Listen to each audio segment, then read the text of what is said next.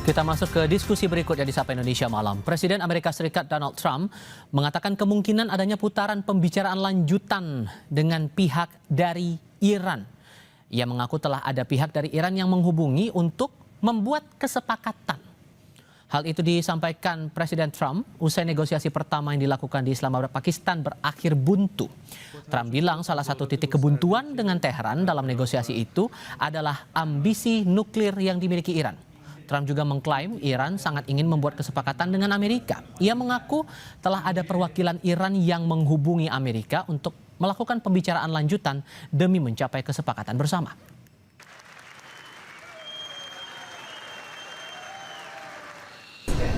Well, he's done a good job, and Steve and Jared, they've all done a very good job. And I can tell you that we've been called by the other side. They'd like to make a deal very badly.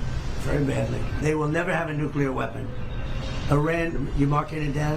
Iran will not have a nuclear weapon. And we agreed to a lot of things, but they didn't agree to that. And I think they will agree to it. I'm almost sure of it. In fact, I am sure of it. If they don't agree, there's no deal. There'll never be a deal. Iran will not have a nuclear weapon, and we're going to get the dust back. We'll get it back either. We'll get it back from them or we'll take it.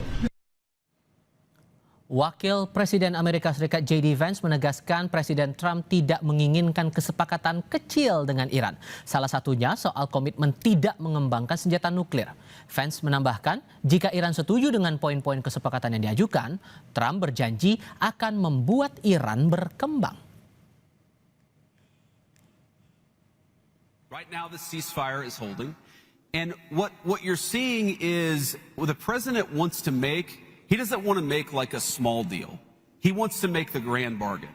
And what he's basically offering to Iran is very simple, and frankly, it's something that no president has, has had the ability to offer. He said that if you're willing to act like a normal country, we are willing to treat you economically like a normal country. But the reason why the deal is not yet done is because the president, he really wants a deal where Iran doesn't have a nuclear weapon, Iran is not state sponsoring terrorism, but also the people of Iran can thrive and prosper and join the world economy. Man, we're going to keep on negotiating and try to make it happen because it would be great for the world, it'd be great for our country, it'd be great for everybody. So I'm going to keep on fighting to make it happen.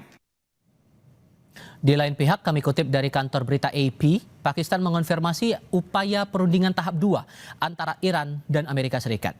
Pada Senin 13 April, Perdana Menteri Pakistan Shahbaz Sharif mengonfirmasi sedang dilakukan upaya untuk mengatasi hambatan-hambatan yang mengganggu dialog antara Amerika Serikat dan Iran akhir pekan lalu.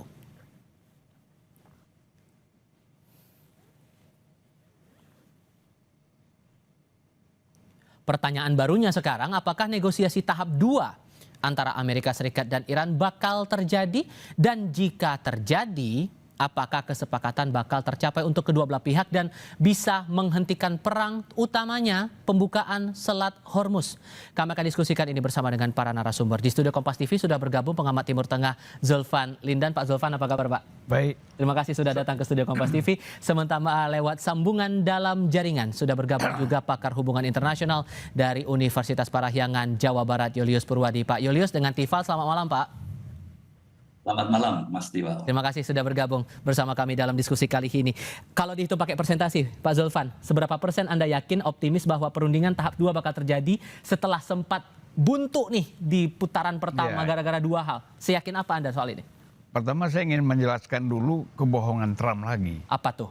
Dia mengatakan bahwa ada pihak Iran yang menghubungi dia untuk perundingan tahap kedua, kan gitu. Itu pasti bohong. Saya tidak yakin. Karena masalah luar negeri di Iran bukan ditentukan oleh presiden atau eksekutif. Tapi rahbar, yang dipanggil rahbar itu Ayatollah, yang sekarang dijabat oleh Mujtaba Khamenei. Dia yang berperan 100% menyangkut masalah-masalah luar negeri. Termasuk masalah perang, IRGC dia juga. Makanya presiden tidak pernah muncul. Karena menteri luar negeri memang di bawah Mujtaba. Nah, jadi kalau kita lihat kebijakannya, polisi-polisinya, jadi saya katakan bahwa tidak mungkin Iran yang minta untuk perundingan kedua. Itu nggak mungkin. Ini kan bluffnya Amerika, Trump kan dari dulu begitu, ya kan? Nah, Karena apa? Iran tahu betul bahwa ini kebohongan-kebohongan akan terjadi. Tanggal 22 Februari lagi berunding, tahu-tahu menyerang Khamenei, meninggal, ya kan? Kemudian perundingan ini juga apa yang terjadi? Yaitu Israel bombardir Lebanon habis-habisan. Ini Iran nggak mau. Iran bukan hanya perdamaian dengan dia, tapi dengan Israel dan kawasan harus aman. Tapi kan perundingan sedang berjalan, kemudian Israel bombardir Lebanon di selatan, itu sampai 1 juta orang lebih mengungsi. Nah, Iran pasti minta ada jaminan itu nggak? Bukan hanya kita aja nih, ada jaminan nggak? Kalau nggak ada jaminan nggak usah.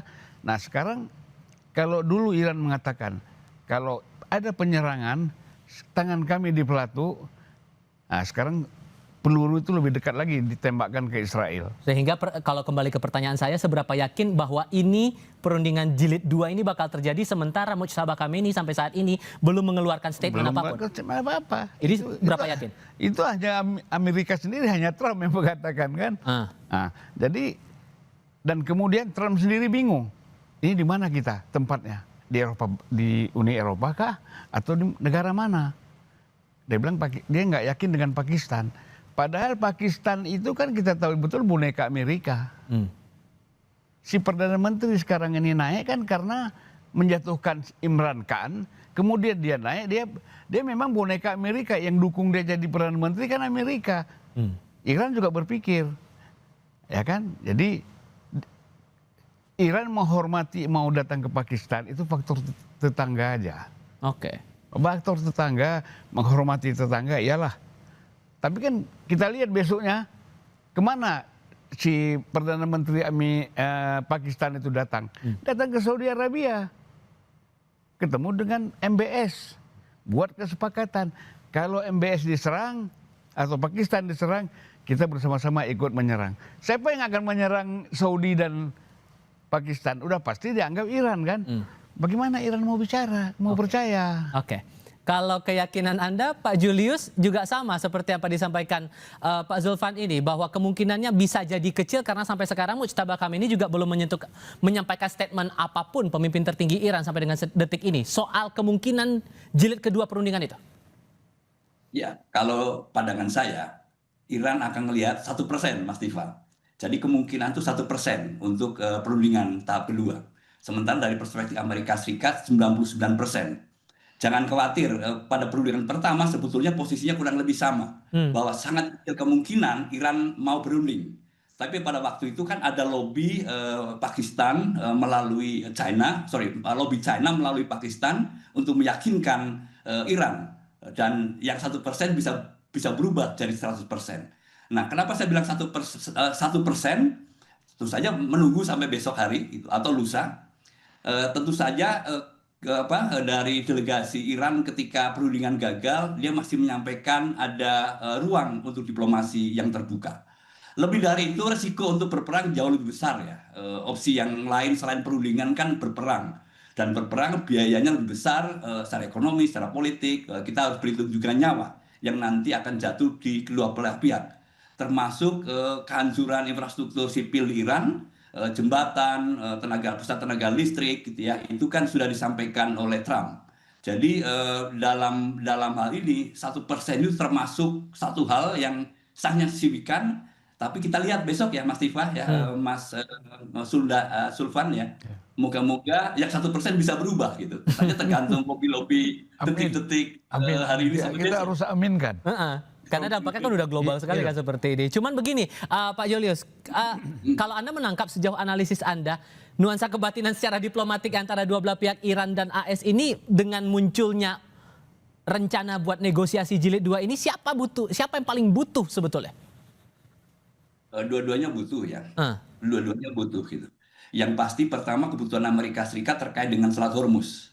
Itu satu ya, selain daripada soal pengayaan uranium. Sekarang kan bergeser ya dari pengembangan kapasitas membangun persenjataan nuklir gitu, tapi sudah dipersempit ke pengayaan uranium. Jadi pengayaan uranium pun kan nggak boleh gitu ya, tidak boleh gitu di berbagai macam level. Kalau kita lihat dulu kesepakatan tahun 2015 kan masih bisa ya, masih diizinkan. Kesepakatannya itu sejauh tidak untuk pengembangan senjata nuklir. Itu satu ya gitu. Dan mungkin itu lebih apa, sekalipun sulit ya, lebih mungkin dinegosiasikan daripada kalau kita bicara soal pembukaan Selat Hormuz. Nanti masa depannya seperti apa. Jadi dua isu ini akan menjadi sangat berat gitu ya. Tetapi kalau ditanya siapa yang butuh, ya, siapa yang butuh gitu. Saya mungkin akan menyampaikan Amerika Serikat jauh lebih butuh gitu. Sekalipun hari ini sudah dilakukan blokade Selat Hormuz, tetapi Iran masih di atas angin, masih menguasai betul sepenuhnya Selat Hormuz. Jadi yang saya curigai kemarin ya Mas Ulfan, saya curiga bahwa perundingan memang gagal, tapi pada saat yang sama Amerika cukup waktu untuk mengirimkan kapal-kapal tempurnya, kira-kira sudah 12 sampai 15 kan sudah ada di sana, 10.000 personil juga sudah ada di sekitaran Teluk Oman gitu ya, dan Laut Arab gitu ya. Dan ini saya kira cukup amunisi Amerika Serikat untuk melakukan gertakan ya gitu, termasuk memblokade tadi. Tetapi belum bisa mengambil alih kontrol atas Selat Hormuz. Jadi di perundingan kedua, saya kira Iran tetap akan di atas angin dan Amerika punya kebutuhan yang lebih besar untuk itu. Oke, Pak Zulfan, yakin apa kalau kemudian Hormuz ini akan dibahas di perundingan tahap 2, sementara yang runding tahap pertama aja ya buntu seperti ini, malah sekarang saling blokade begitu. Bagi Iran, posisi Selat Hormuz strategis itu sudah diputuskan sejak Ali Khamenei belum meninggal. Kan? Dia mengatakan ini kekuatan kita. Katakanlah ini harta kita. Kekuatan kita yang paling penting itu adalah Selat Hormuz.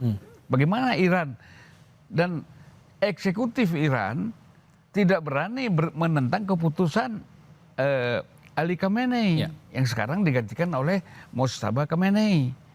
Itu fatwa. Kan gitu. Putusan itu fatwa, eksekutif tidak berani menentang itu. Ikuti saja apa yang bisa. Kecuali kalau Mojtaba merubah. Boleh kalau dia kan, karena dia pengganti. Kalau presiden nggak bisa. IRGC ya nggak bisa, dia tunggu perintah aja, serang, berhenti. Nah jadi kita harus melihat juga latar belakang. Apakah Iran menyerah? Saya bilang sampai titik akhir Iran nggak bakal menyerah. Karena ada keyakinan mereka. Begini ya, saya ambil contoh, ilustrasi aja. Jangan ajarkan kami tentang kelaparan. Kami ini anak-anaknya Ramadan. Maksudnya sudah biasa berpuasa. Jangan ajarkan kami tentang kematian.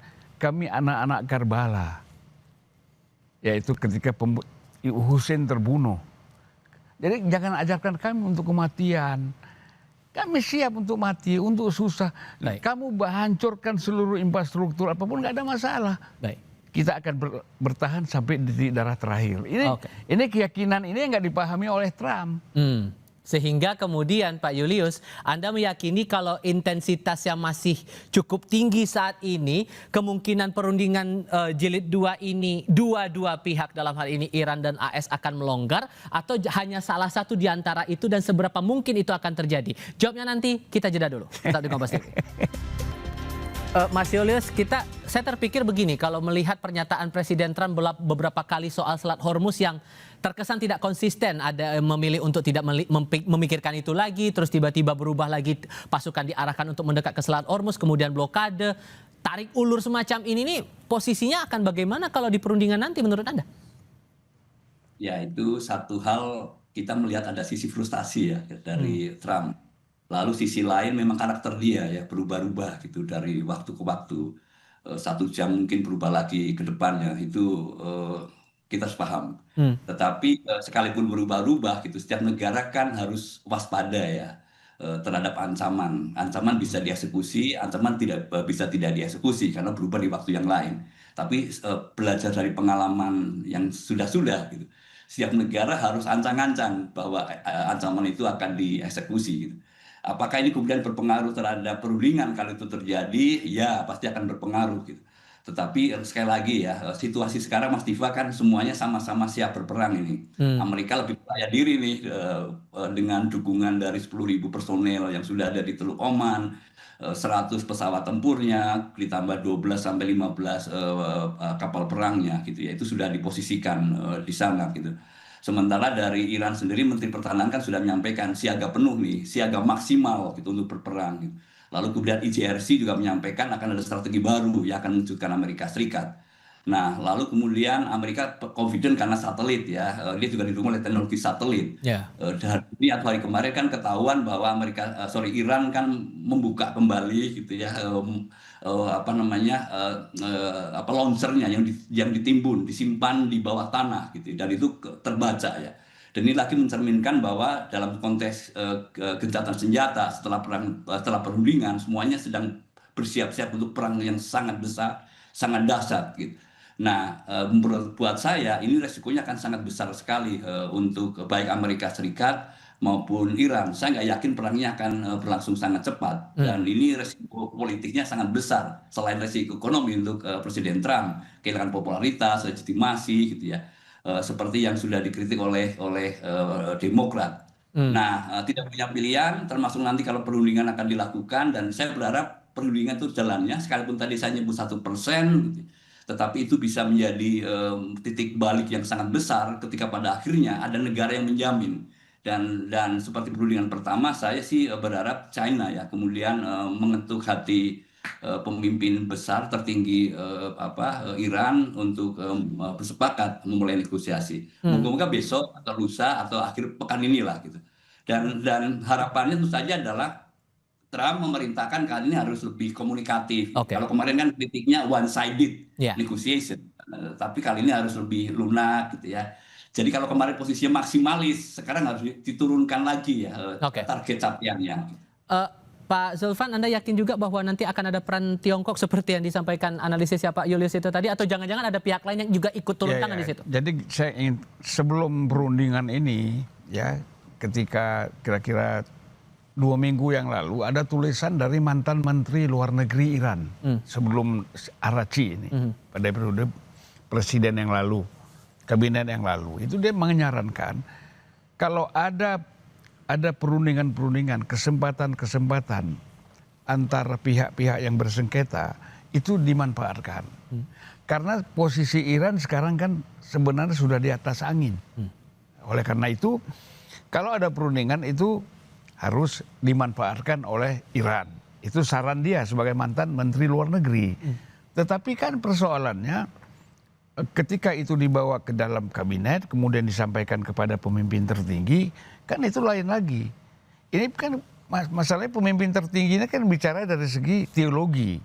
Sementara di sini lagi bicara dari segi taktik dan perang kan. Nah, bagaimana mensinergikan kedua ini sehingga menjadi satu, menjadi kekuatan, sehingga itu bisa terjadi apakah perundingan. Tentu saya kira Iran kan mereka ada satu ajaran ya, Imamul Hujah namanya. Artinya bahwa kalau Cina memang bisa menyelesaikan ini, kenapa tidak kita ajak? Kalau Rusia memang bisa, atau Inggris, negara-negara lain memang bisa membantu untuk menciptakan perdamaian, kita siap. Yang logis menurut Anda cukup Tiongkok saja atau ada peran negara lain juga ikut turun di Ini sini? kan kalau Tiongkok saja, ini kan Tiongkok ada ketegangan dengan Amerika. Iya kan? Dia seolah-olah Tiongkok ini akan pro Iran, kan begitu lagi. Rusia juga gitu, sudah blok Iran. Jadi saya kira memang jangan negara-negara yang bermasalah dengan Amerika.